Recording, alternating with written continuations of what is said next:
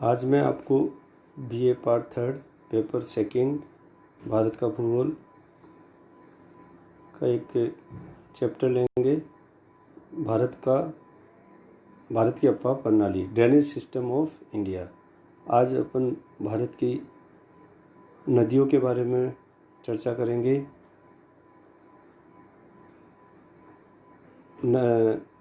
गंगा नदी तंत्र, पहला सिंधु नदी तंत्र, दूसरा गंगा नदी तंत्र और तीसरा ब्रह्मपुत्र नदी तंत्र। भारत की अफवाह प्रणाली हिमालय प्रायद्वीप और आंतरिक अफवाह क्षेत्र की नदियों द्वारा बनी है। हिमालय से निकलने वाली नदियों में गंगा अपनी सहायक और ब्रह्मपुत्र अपनी सहायक नदियों के साथ बंगाल की खाड़ी में तथा सिंधु और उसकी सहायक नदियाँ अरब सागर में गिरती है। आकार की दृष्टि से भारतीय नदियों को 3 श्रेणियों में बांटा गया है। पहली बड़ी नदियाँ,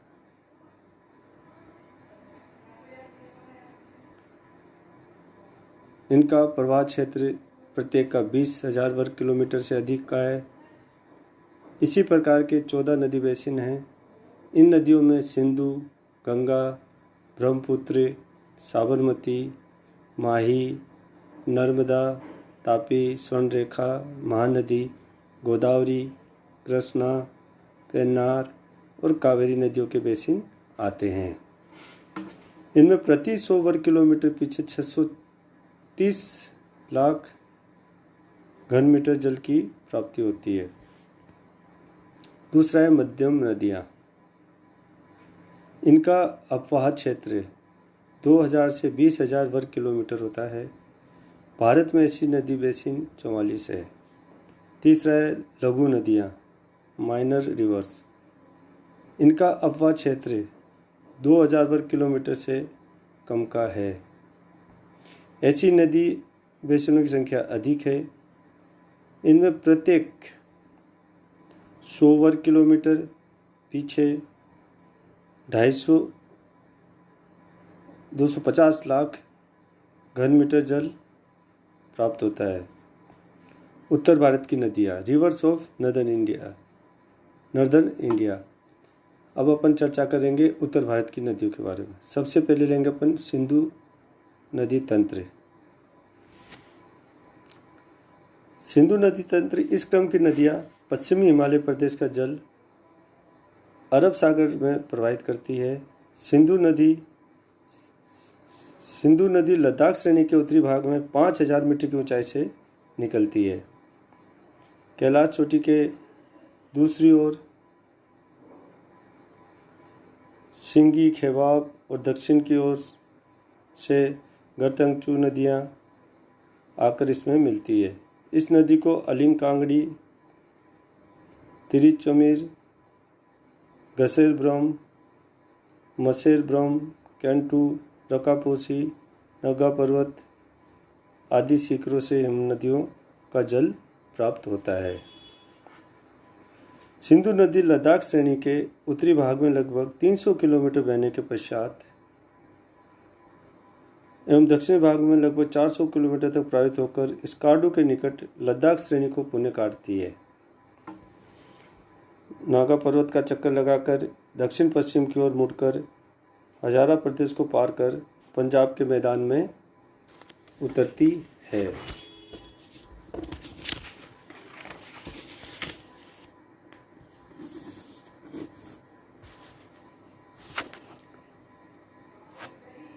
सिंधु नदी की अनेक सहायक नदियां हैं। जास्कर श्रेणी से निकलने वाली जास्कर नदी लेह के निकट इसमें मिलती है। जोजिला दर्रे के उत्तर की ओर आने वाली तथा कराकोरम के उत्तर की ओर से आने वाली सियांग नदी फ्रीज के निकट इसमें मिलती है। शिगार और गिलगिट अन्य सहायक नदियां हैं जो इससे मिलती है।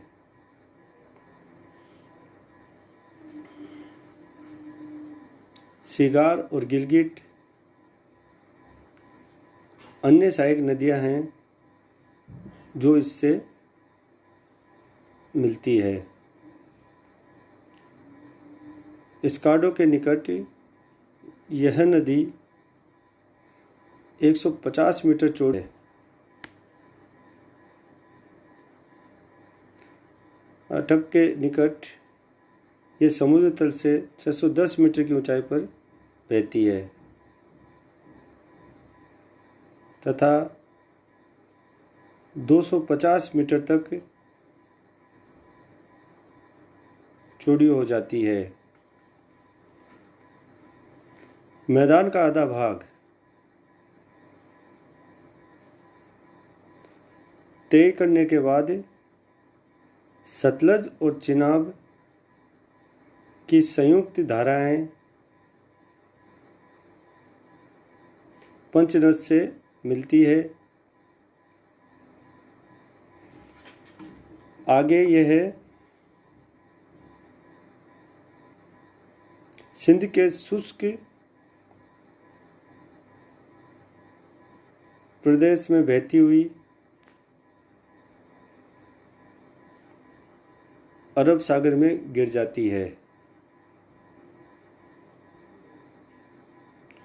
सिंधु नदी की कुल लंबाई 3880 किलोमीटर तथा अपवा क्षेत्र 9.6 लाख वर्ग किलोमीटर है। भारत में ये 1134 किलोमीटर की लंबाई में बहती है। अब लेंगे अपन एक एक नदी के बारे में। सिंधु नदी के बारे में बात करी, उसकी अब नेक्स्ट करेंगे इसमें सतलज नदी के बारे में। सतलज नदी, इस नदी का उद्गम कैलाश श्रेणी के दक्षिणी ढाल पर स्थित मानसरोवर झील के निकट राक्षस ताल से होता है। राक्षस ताल में सिपकी तक नदी की दिशा उत्तर पश्चिम की ओर रहती है। हिमाचल प्रदेश में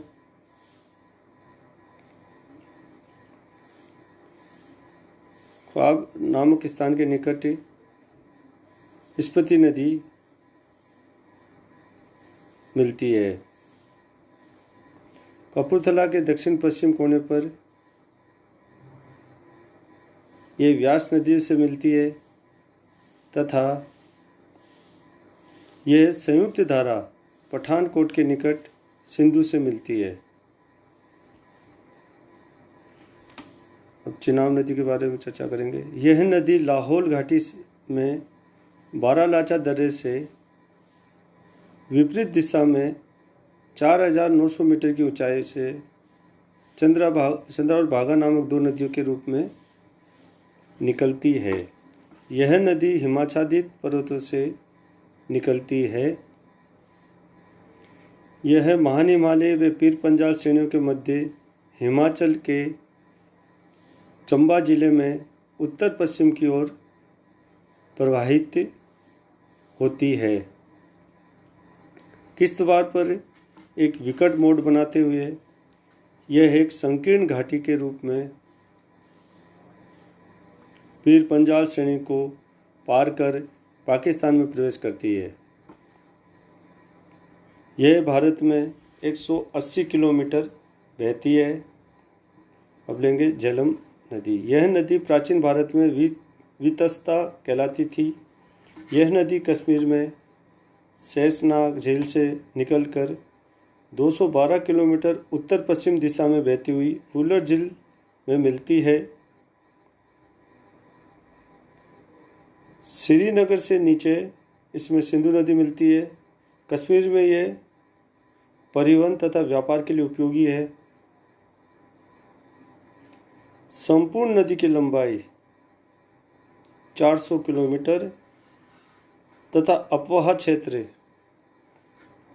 28,490 वर्ग किलोमीटर है। अब रावी नदी के बारे में चर्चा करेंगे।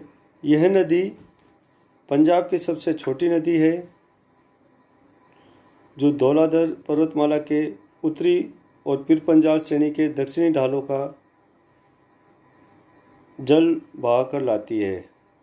इसकी लंबाई 725 किलोमीटर है।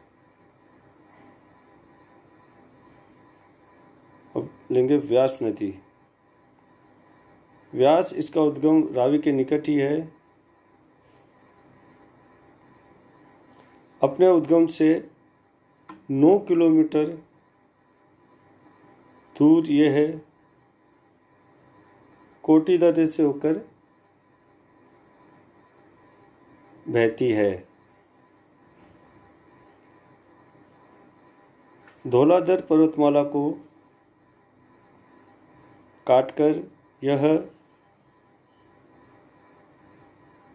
कुल्लू, मंडी और कांगड़ा जिलों में बहती हुई